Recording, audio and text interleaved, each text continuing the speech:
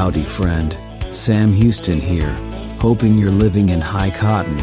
And if you're lucky enough to be in Texas, I know you're most of the way there. Now enjoy your daily dose of Texas history and Texas pride. Howdy, friend. Welcome back to the Feed Bandit podcast and your Texas History Roundup for May 9th.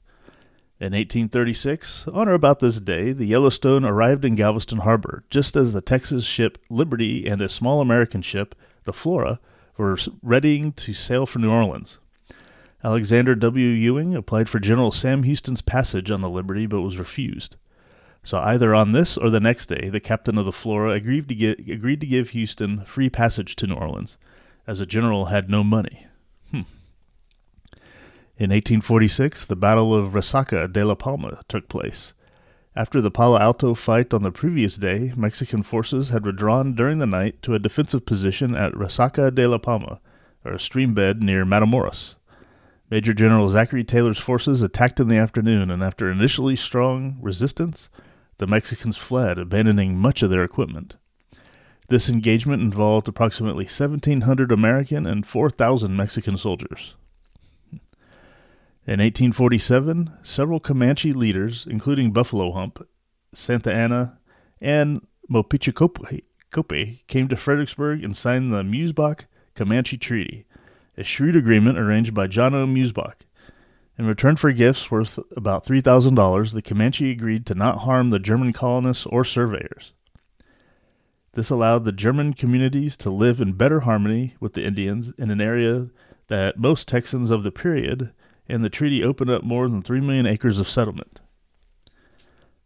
In 1861, the Battle of Adams Hill took place about 15 miles west of San Antonio between Federal forces under Lieutenant Colonel Isaac Van Duzer Reeve and Confederate forces under Colonel Earl Van Dorn. Reeve's men were traveling from West Texas to the Gulf Coast under an earlier surrender agreement, and Van Dorn offered the Federals the chance to inspect his position. And when Reeves found he was outmanned almost 5-1, he surrendered. His men were allowed to march to San Antonio, where they were disarmed and then proceeded to the coast to join other evacuating Federal forces.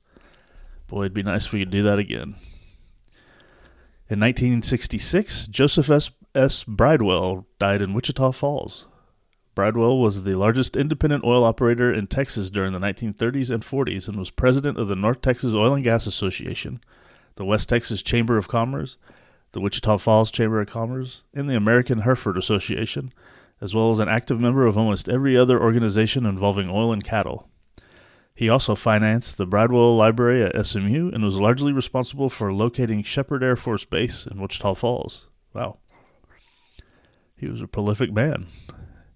In 2009, the citizens of Lubbock voted to allow the sale of bottled alcoholic beverages within the city limits, thereby ending a ban that had survived the end of Prohibition. A vote in 1972 had allowed sales of alcoholic beverages by the drink within city limits, but not bottled alcoholic beverages. And I will say, when I was in Lubbock for college, that would have been 98 to 2003, before allowing this selling of bottled in Lubbock. For those of you fellow Red Raiders, you'd remember going out to the Strip. So it was outside city limits where all the liquor stores were in a line, more or less, and it looked like the Las Vegas Strip, hence called the Strip at night. It would look like that at night.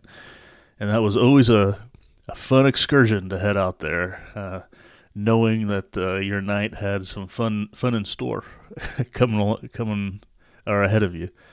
So that was really cool. Too bad kids these days have no idea what that was all about. But anyway, that, my friend, was your Texas History Roundup for May 9th. Thanks so much for listening, and we'll catch you back here tomorrow on the next one. You take care. Well, there you have it. If you like our podcast, check us out at feedbandit.com. There you'll find awesome Texas First outdoors gear and apparel. Your purchase helps support the Bandits and keeps this podcast on the air, fighting for you and for Texas. Remember, preserve the tradition, protect the legacy. Until next time.